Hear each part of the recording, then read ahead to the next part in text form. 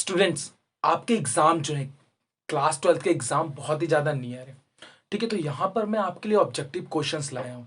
ठीक है, objective questions ऐसे हैं कि वो आपके एग्जाम में आएंगे ही आएंगे। ठीक है, वीडियो बहुत इंपॉर्टेंट है, बिल्कुल सारे ऑब्जेक्टिव क्वेश्चन यहाँ पे मैंने 50 ऑब्जेक्टिव क्वेश्चंस बनाए। और कौन से चैप्टर पे? क्लास 12th केमिस्ट्री के चैप्टर नंबर 10 पे, हेलोल कैनल हेरोली।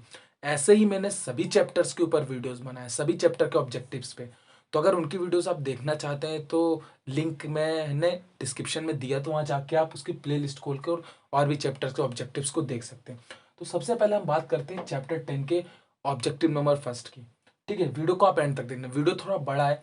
मैं क्या करूंगा कि पहला ऑब्जेक्टिव आपको बताऊंगा और जिसमें मुझे लगेगा कि हाँ इसमें समझाना है तो उसमें बहुत क्लियर करके समझाऊंगा, उससे रिलेटेड और भी क्वेश्चंस आ सकते हैं आपको। ठीक है, तो अब क्वेश्चन नंबर फर्स्ट को देखते हैं, हमें क्या दिया गया। जैम डाइब्रोमाइड इज, यहाँ पे चार ऑप्शन दिए गए, CH3 CHBr CH2Br CH3 CBr2 CH3 CH2Br CH2 CH2 और CH2Br CH2Br। देखिए यहाँ पर जो हमें चारों ऑप्शन दिए गए इसमें से option number B right answer है। अब इसका रीजन मैं आपको बताता हूँ ऐसा क्यों, क्योंकि इससे रिलेटेड और क्वेश्चंस आपको आ सकते हैं। सबसे पहले हमें देखिए यहाँ पे क्या दिया गया था, ऑप्शन बी क्या है, CH3 CBr2 CH3। अब ये सही क्यों है, देखिए इसका रीजन, कहीं पे आपको कैसा भी स्ट्रक्चर दिखे और अगर एक कार्बन के ऊपर यहां पर दो हेलोजन लगे, ठीक है, तो उसको हम बोलते हैं जैम डाई हैलाइड। अब यहाँ पे ब्रोमीन लिखा इसलिए हम यहाँ पे क्या लिखेंगे, डाई ब्रोमाइड। अगर डाई ब्रोमाइड नहीं होता यानी ब्रोमीन नहीं होता, Cl होता तो जैम डाई क्लोराइड। तो इस तरीके से हम स्ट्रक्चर्स को पता कर सकते हैं कि कौन सा है। तो यहाँ पे ऑप्शन नंबर बी सही है। ठीक है, अब आते हैं हम क्वेश्चन नंबर 2 पर। देखिए क्वेश्चन नंबर 2 क्या दिया गया है, इसको हम रफ कर देते हैं।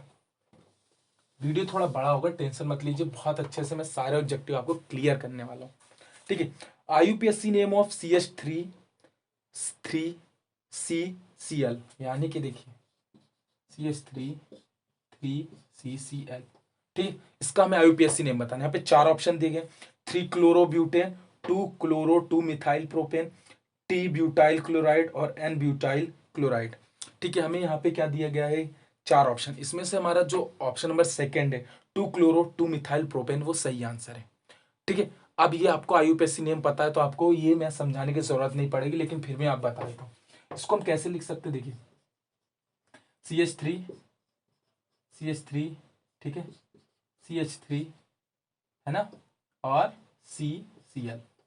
ठीक है, इस तरीके से। अब मैं इसमें आपको बताना चाहूंगा कि यहाँ पे ऐसा क्यों। यहाँ पे देखिए सबसे पहले तो IUPAC नेम के अकॉर्डिंग लॉन्गेस्ट चेन, ये लॉन्गेस्ट चेन हो गई हमारी, चाहे इसको ले लीजिए चाहे इसको ले लीजिए। ठीक है, चाहे आप इसको ले लीजिए, किसी को भी ले लीजिए।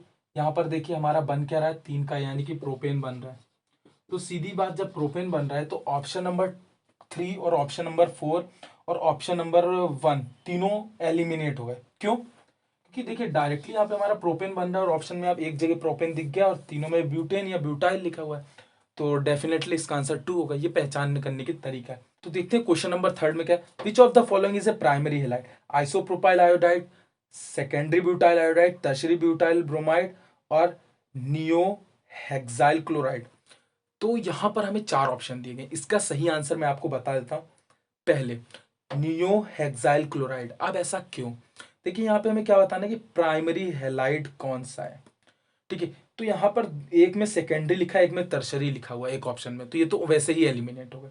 और जो आइसोप्रोपाइल आयोडाइड है, आइसोप्रोपाइल आयोडाइड हमेशा जो होता है वो सेकेंड फॉर्म में आता है, मीन्स सेकेंडरी हेलाइड में आता है। ठीक है, तो उसको हम यहाँ पे हटा देंगे तो बचेगा हमारे पास एक ही ऑप्शन, ऑप्शन नंबर 4, वही आपका राइट आंसर है।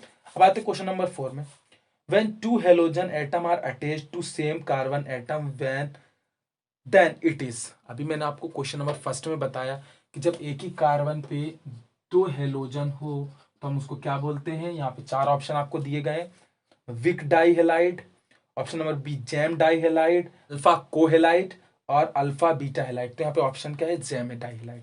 पहले वाले ऑप्शन में आपको, मतलब पहले वाले क्वेश्चन में ये बता दिए। अब आते हैं हम क्वेश्चन नंबर 5 के ऊपर, how many structural isomerism are possible for a compound with molecular formula. C3H7Cl, C3H7Cl में बताइए कि कितने आइसोमेरिज्म, स्ट्रक्चरल आइसोमेरिज्म पॉसिबल है। तो यहाँ पे ऑप्शन 4 देखे, 2, 5, 7 और 9। तो इसका ऑप्शन जो है 2 राइट आंसर है, यानी option number A right answer है। इसमें कोई समझाने लायक चीज नहीं है। ठीक है, तो देखिए हम आते हैं क्वेश्चन नंबर 6 पर। The compound which contain all the 4 1 degree 2 degree 3 degree and 4 degree carbon atom is. तो यहाँ पे 4 ऑप्शन दिए गए, 2,3 dimethyl pentane, 3 chloro 2,3 dimethyl pentane, 2,3,4 trimethyl pentane और 3,3 डाइमिथाइल पेंटेन। तो हमें इस क्वेश्चन में क्या बताना है कि ऐसे कौन से इन चारों में से कंपाउंड है जो 1 degree 3 degree 4 degree carbon atom देते हैं। मतलब कौन से कंपाउंड ये चीजें कंटेन कर रहे हैं कि एक कार्बन पे 4 डिग्री है, एक कार्बन पे 3 डिग्री है, किसी में 2 डिग्री है। आज देखिए मैं आपको बताता हूँ। CH3 है 1 डिग्री आएगा, ठीक है। CH2 यानी कि अगर किसी कार्बन पर 3 हाइड्रोजन हो 1 डिग्री कहलाता है, किसी कार्बन पे 2 हाइड्रोजन 2 डिग्री, किसी कार्बन पे 1 हाइड्रोजन तो 3 डिग्री, और किसी भी कार्बन पर अगर एक भी हाइड्रोजन ना हो तो वो क्या कहलाएगा, क्वाटरनरी 4। अब बताना है कि कौन सा इसमें से देता है, 4 ऑप्शन में से कौन सा स्ट्रक्चर जो है, कौन सा कंपाउंड है जो कि हमारे ये चारों देता है। तो अब मैं यहाँ पे बताता हूँ ऑप्शन नंबर 2 इसका सही है, बी। क्यों सही है ये भी बता देता हूँ, देखिए मैं लिख के बता देता हूँ। जैसे CH3, CH2, CH2, CH2 और CH3, ये क्या है हमारा पेंटेन। अब क्या कह रहा है कि 3 नंबर के कार्बन पे क्लोरो और 2,3 मिथाइल, ठीक है। अब देखिए सही है, इस तरीके से हमारा ये लिखा हुआ, मतलब जो यहाँ पे कंपाउंड सेकंड नंबर पे लिखा है उसका स्ट्रक्चर ऐसा बना। अब देखिए कि यहाँ पे ये क्या हो गया 1 डिग्री, ये क्या हो गया 2 डिग्री, ये क्या हो गया 4 डिग्री, ठीक है, और ये क्या हो गया 3 डिग्री। इसका मतलब कि ये स्ट्रक्चर जो है हमारे यहाँ पे 1 डिग्री 2 डिग्री 3 डिग्री और 4 डिग्री कार्बन को कंटेन कर रहा है, इसलिए इसका आंसर ये है। ठीक है, अब इसके बाद आते हैं हम हमारे क्वेश्चन नंबर 7 पे। तो हमें देखिए IUPAC name of CH3 CH2C Br double bond CH Cl, हमें इसका IUPAC नेम बताना है। तो यहाँ पे 4 ऑप्शन दिए गए, देखिए 2 ब्रोमो 1 क्लोरो ब्यूटीन, उसके बाद सेकंड ऑप्शन क्या दिया है 1 chloro 2 bromo butene, 3 chloro 2 bromo butene और नोन ऑफ द अबव। तो इसका मैं आंसर आपको बताना चाहूंगा कि ऑप्शन नंबर ए इसका सही है। अब हम आते हैं क्वेश्चन नंबर 8 पर। देखिए क्वेश्चन नंबर 8 में क्या हो रहा है, बेंजीन हेक्साक्लोराइड इज 1 2 3 4 5 6 हेक्साक्लोरोसाइक्लोहेक्सेन 1 1 1 6 6 6 6 हेक्साक्लोरोसाइक्लोहेक्सेन 1 6 फिनाइल 1 6 क्लोरोहेक्सेन और 1 1 फिनाइल 6 6 क्लोरोहेक्सेन। तो हमें यहाँ पे क्या बताना है कि बेंजीन हेक्साक्लोराइड इसमें से कौन सा है। तो इसका ऑप्शन नंबर ए सही है। इसको आप कैसे रिलेट कर सकते हैं, पूरा सॉल्व करने में ना जाए, डायरेक्टली यहाँ पे क्या लिखा है हेक्साक्लोराइड, मतलब कि यहाँ पे 6 यहाँ पे क्या होने वाले हैं, क्लोरीन होने वाले हैं, ठीक है। और benzene hexachloride is, benzene hexachloride कौन सा होगा इसमें से, देखिए 1 नंबर का इसलिए होगा कि ये देखिए इस तरीके से, ये हमने क्या बना लिया, हेक्सेन लिखा हुआ है तो हेक्सेन बना लिया, और साइक्लोहेक्सेन बना लिया, और हेक्साक्लोरो लिखा हुआ है, यानी कि 6 क्लोरो लगेंगे और पोजीशन कौन सी बताई गई है इस तरीके से, देखिए 1 2 3 4 5 6 Cl Cl Cl Cl Cl Cl, ये इसका सही आंसर होगा, इस तरीके से बनेगा, ठीक है। 1 2 3 4 1 2 3 4 5 6 हेक्सा यानी कि 6 क्लोरीन, हेक्सा क्लोरो साइक्लोहेक्सेन, ये बेंजीन नहीं है, ये साइक्लोहेक्सेन, ये इसका सही आंसर है। ठीक है, question number 9, the IUPAC name of CH2 double bond CH CH2Cl, हमें IUPAC नेम बताना है किसका। अब डायरेक्टली मैं आपको बता देता हूं इसका, देखिए यहाँ पे डबल बॉन्ड यानी कि काउंटिंग यहां से चालू होगी 1 2 3, अब थर्ड नंबर की पोजीशन पे क्लोरीन यानी कि 3 क्लोरो, और 1 नंबर की पोजीशन पे डबल बॉन्ड है, ठीक है। यहाँ पे प्रोप 1 इन भी लिख सकते हैं और 1 प्रोप इन भी लिख सकते हैं, इसका जो तो ऑप्शन नंबर डी है सही आंसर है, ऑप्शन नंबर डी। आप देखिए ऑप्शन कौन कौन से थे, allylic chloride 1 chloro 3 propene, phenylic chloride और 3 क्लोरो 1 प्रोपीन। तो यहाँ पर 2 ऑप्शन तो पहले ही एलिमिनेट हो गए, कौन से, ऑप्शन नंबर ए और ऑप्शन नंबर सी। अब बचे 2। अब आपको पता है कि जहां से डबल बॉन्ड होती है वहीं से काउंटिंग चालू होगी, तो उससे आप ये चीज सॉल्व कर सकते हैं, ठीक है। हम आते हैं क्वेश्चन नंबर 11 पे। Halogenation of alkene is a reductive process, an isothermal process, an oxidative process, an endothermal process। तो यहाँ पे आपको बताना चाहूंगा ऑप्शन नंबर बी जो सही है, एन ऑक्सीडेटिव प्रोसेस। जो हमारा हेलोजिनेशन होता है एल्केन्स का, यानी कि CH4 CH2S6 जो होते हैं एल्केन्स, उनको अगर हम हेलोजिनेशन करेंगे तो वो क्या होगा, एक ऑक्सीडेटिव प्रोसेस होगी। ठीक है, अब इसके बाद आते हैं हम question number 10। CX bond is strongest in, ठीक है, CX जो बॉन्ड है वो, ये जो बॉन्ड है वो किस में स्ट्रॉन्गेस्ट होती है। यहाँ पे 4 ऑप्शन आपको दिए गए, CH3Cl, CH3F, CH3Br और CH3I। ठीक है, तो मैं आपको बताना चाहूंगा कि देखिए, फ्लोरीन, क्लोरीन, ब्रोमीन, आयोडीन, इस तरीके से हेलोजन होता है, साइज इंक्रीज होता जाता है, और जितना ज्यादा साइज इंक्रीज होता जाता है वो जो कार्बन से बॉन्डिंग अपनी बनाते हैं उसकी बॉन्डिंग उतनी कम स्ट्रॉन्ग होती है एज कंपेयर टू इसके। अगर फ्लोरीन के साथ जो कार्बन की बॉन्डिंग होगी, मतलब कि CF की जो बॉन्डिंग होगी, मैं बता रहा हूँ आपको, जरूरी CF होगा, यहाँ पे क्या होगा, CH3F होगा, इसकी जो बॉन्डिंग है एज कंपेयर टू CH3Cl इसकी ज्यादा होगी, इनमें जो बॉन्डिंग है वो स्ट्रॉन्ग होगी as compare to CH3Cl। That's why इसका आंसर जो है ऑप्शन नंबर सी है, CH3F। तो हम क्वेश्चन नंबर 13 को देखते हैं। विच of the following will have the maximum dipole moment. हमें बताना है कि किसका मैक्सिमम डायपोल मोमेंट होगा। 4 ऑप्शन है, CH3F, CH3Cl और CH3Br और CH3I। तो इसका ऑप्शन नंबर बी सही आंसर है, CH3Cl। क्वेश्चन नंबर 14 देखिए क्या दिया गया है। Phosgene is a common name for phosphoryl chloride, option number B thionyl chloride, option number C carbon dioxide and phosphine, और ऑप्शन नंबर 4 कार्बोनिल क्लोराइड। तो यहाँ पे जो हमारा कार्बोनिल क्लोराइड है option number D, option number D जो है carbonyl chloride, वो हमारा क्या है यहाँ पे, फोस्जीन का कॉमन नेम है। ठीक है, फोस्जीन का कॉमन नेम क्या है यहाँ पे, कार्बोनिल क्लोराइड। अब आते हैं क्वेश्चन नंबर 15 पे। इन the preparation of chlorobenzene from aniline the most suitable reagent is. यहाँ पे 4 ऑप्शन दिए गए। ये जो रिएक्शन का मतलब, ये जो हमारा क्वेश्चन नंबर 15, ऑब्जेक्टिव नंबर 15, ये हमें सीधे सेंड में रिएक्शन बता रहा है।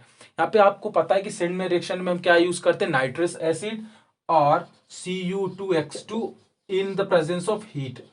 अब मैं यहाँ पे आपको 4 ऑप्शन देता हूं, अगर आपको सेंड में रिएक्शन आती है तो आप डेफिनेटली इस ऑब्जेक्टिव को कर लेंगे। Chlorine in the presence of ultraviolet rays, option number first.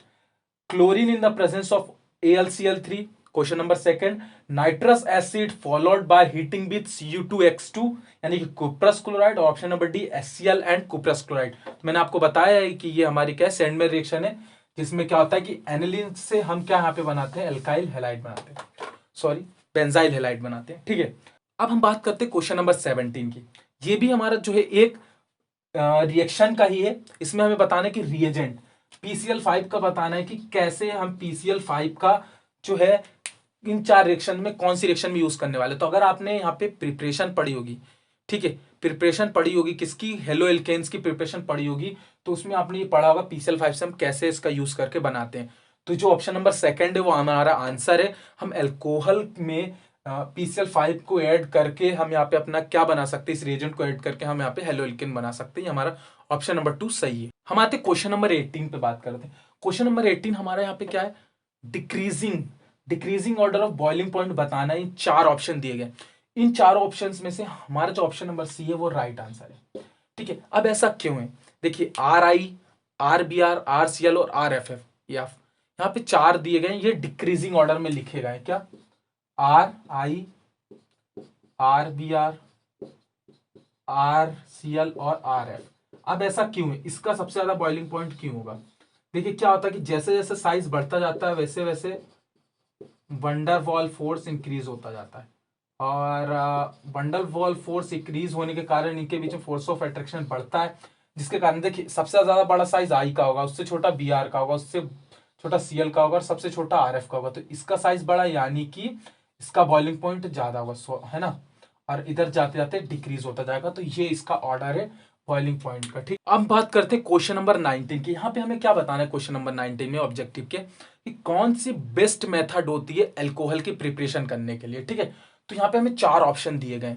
4 option क्या दिए गए, सबसे पहला PCl5 दिया गया, दूसरा क्या दिया गया, dry HCl in the presence of anhydrous ZnCl2। ठीक है, उसके बाद हमें यहाँ पे थर्ड ऑप्शन क्या दिया गया है, SOCl2 यानी thionyl chloride in presence of pyrimidine.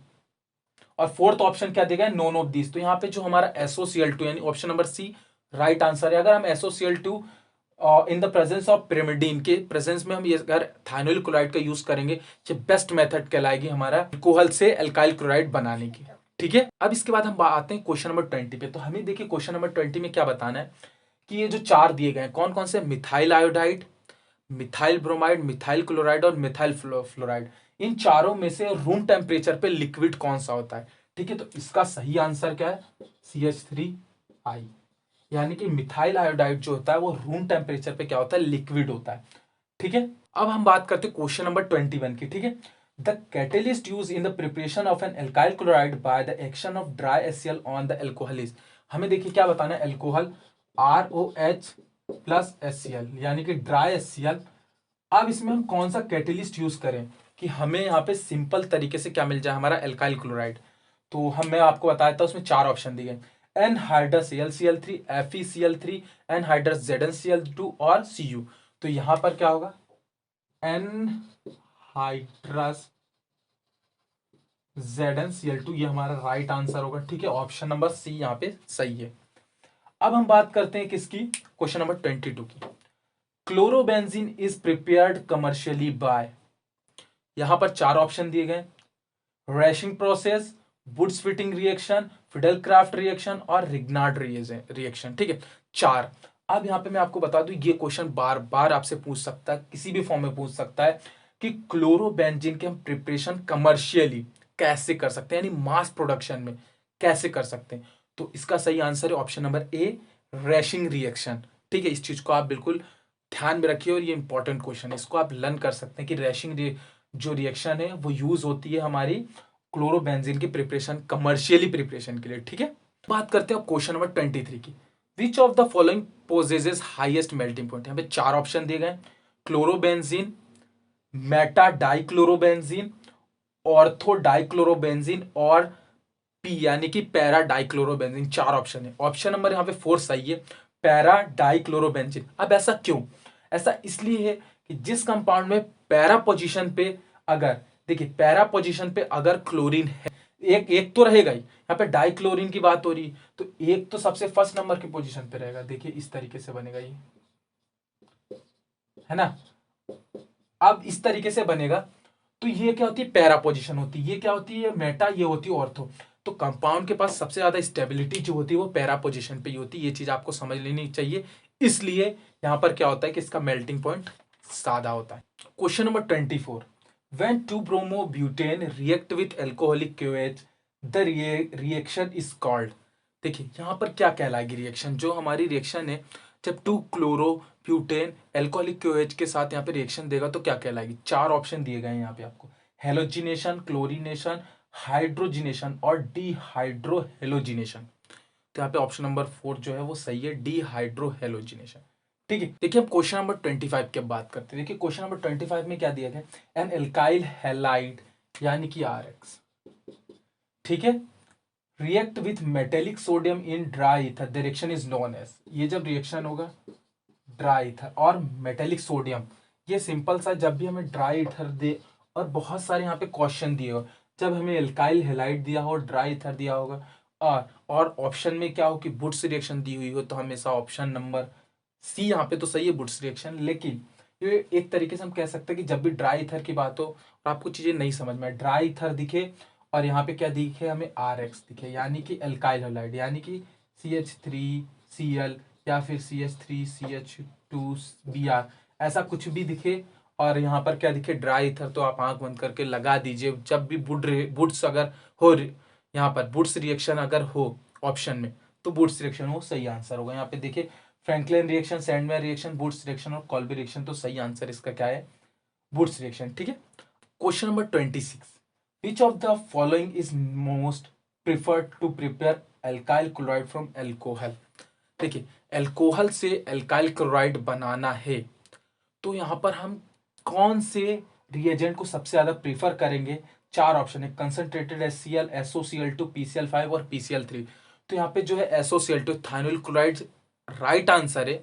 ठीक है, इससे पहले भी ये क्वेश्चन आ चुका था, वहां पे बस थोड़ा सा वे चेंज हुआ था। मैंने आपको बताया कि अल्कोहल से अगर एल्काइल क्लोराइड बनाना है और बेस्ट मेथड पूछी जाए, यहाँ पे रिएजेंट पूछा जाए, तो आपको यही बताना है कि थायोनिल क्लोराइड यानी SOCl2 से रिएजेंट का यूज करके या इसी मेथड का यूज करके हम यहाँ पे अल्कोहल से एल्काइल क्लोराइड बना सकते हैं। सबसे कॉमन और प्रिफर्ड मेथड है ये। ठीक, हम बात करते हैं क्वेश्चन नंबर 27 की। अब देखिए बहुत ही कॉमन क्वेश्चन आने वाले, इसमें समझाने लायक कुछ भी नहीं है, बहुत ही ये थ्योरेटिकल टाइप के। एंड में और समझाने वाले आएंगे बट अब थोड़ा थ्योरेटिकल है।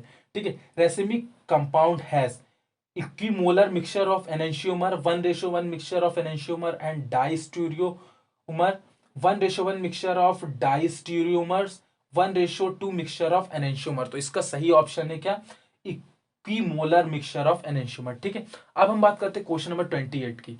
The process of separation of A racemic modification into T and enantiomer is called. ठीक है, यहाँ पे चार ऑप्शन दिए हैं, रिसोल्यूशन, डिहाइड्रेशन, रिवॉल्यूशन और डिहाइड्रोहेलोजिनेशन। तो इसका सही आंसर ऑप्शन नंबर ए है, रिसोल्यूशन।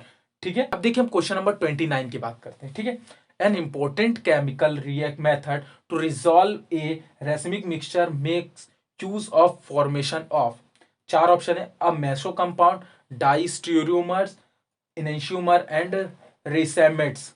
ठीक है, तो चार ऑप्शन दिए गए, उसमें से ऑप्शन नंबर सी जो है हमारा डाइस्टीरियोमर, ये ऑप्शन नंबर सी सही है। ठीक है, अब हम क्वेश्चन नंबर 30 पे आते हैं। ठीक है, which of the following is an example of vic dichloride. चार ऑप्शन है, dichloromethane, 1,2 dichloro ethane, 3 ethylene chloride और एलाइलिक क्लोराइड। तो ऑप्शन नंबर बी जो है 1,2 डाइक्लोरो इथेन, ये सही आंसर है। ठीक है, करते क्वेश्चन नंबर 31 की। Which of the following alkyl halide will undergoes SN1 reaction more readily. ठीक है, ऑप्शन नंबर 1 यहाँ पे क्या दिया है, CH3 3CF, CH3CCBr, CH3CCClO, CH3CI। ठीक है, चारों में से जो ऑप्शन नंबर डी है CH3 3CI, ये क्या है हमारा SN1 रिएक्शन को फास्टली देता है। देखिए फास्टली इसलिए देता है SN1 रिएक्शन क्योंकि देखिए आई जो होता है उसका जो साइज होता है वो इनके कंपैरिजन में बड़ा होता है, जिसके कारण यहाँ पर कुछ ज्यादा स्पेस मिलता है रिएक्शन करने को। इसीलिए क्या होता है कि जो हमारा CH3CI जो है वो फास्टली देता है हमारी रिएक्शंस को। अब हम आते हैं क्वेश्चन नंबर 32।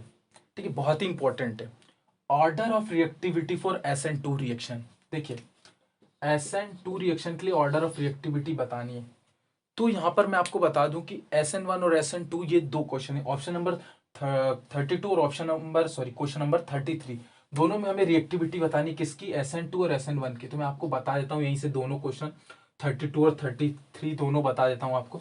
देखिए इसकी होती प्राइमरी, सेकेंडरी और टर्शरी, और इसकी होती टर्शरी, सेकेंडरी और प्राइमरी।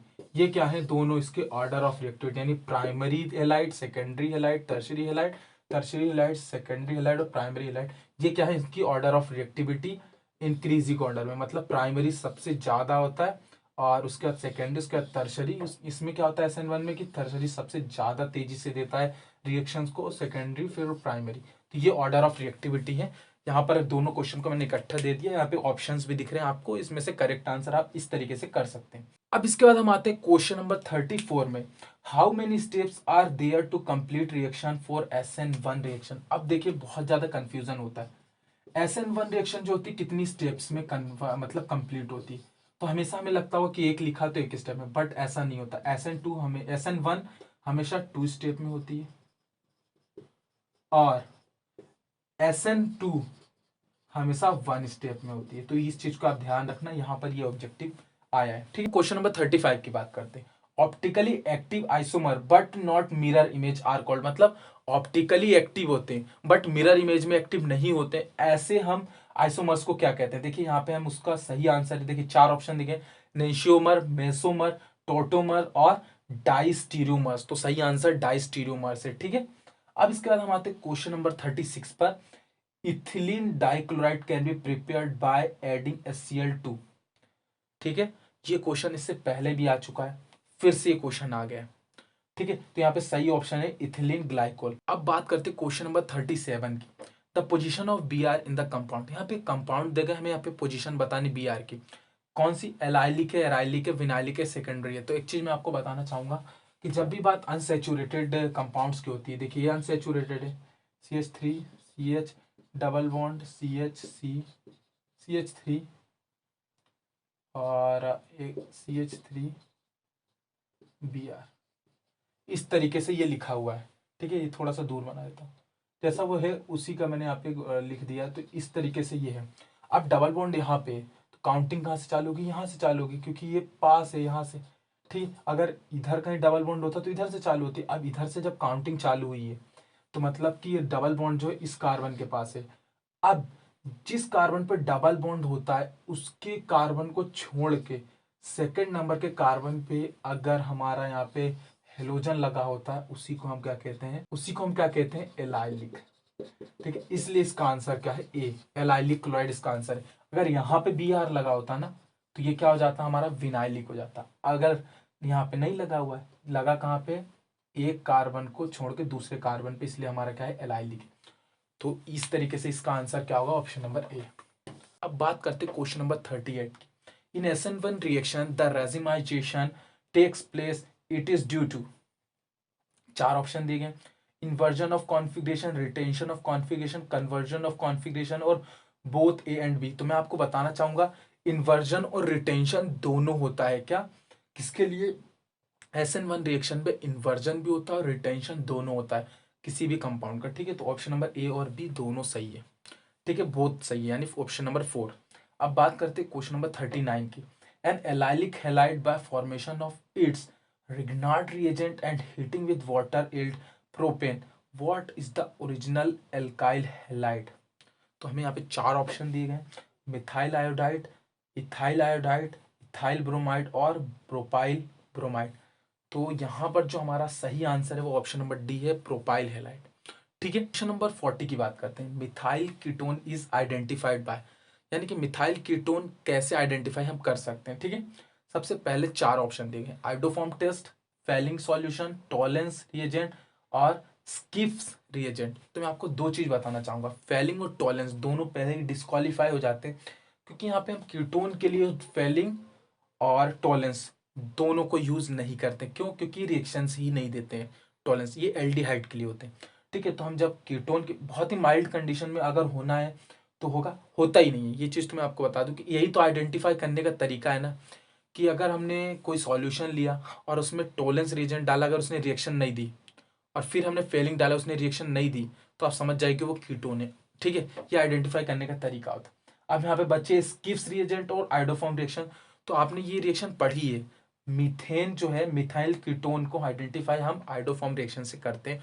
ये बिल्कुल आप दिमाग में बैठा लीजिए। अब हम बात करते हैं क्वेश्चन नंबर 41 की। ठीक है, an organic molecule necessarily show optical activity if it's, हमें यहाँ पे बताने कि ऑर्गेनिक मॉलिक्यूल जो हैं वो हमेशा ऑप्टिकल एक्टिविटीज को बताते हैं, तो क्यों बताते हैं। ठीक है, यहाँ पर चार ऑप्शन दिए गए, ऑप्शन नंबर सी जो है, is non super impossible on it's mirror image, वो सही आंसर है। ठीक है, इसका क्या सही आंसर है, ऑप्शन नंबर सी सही आंसर है।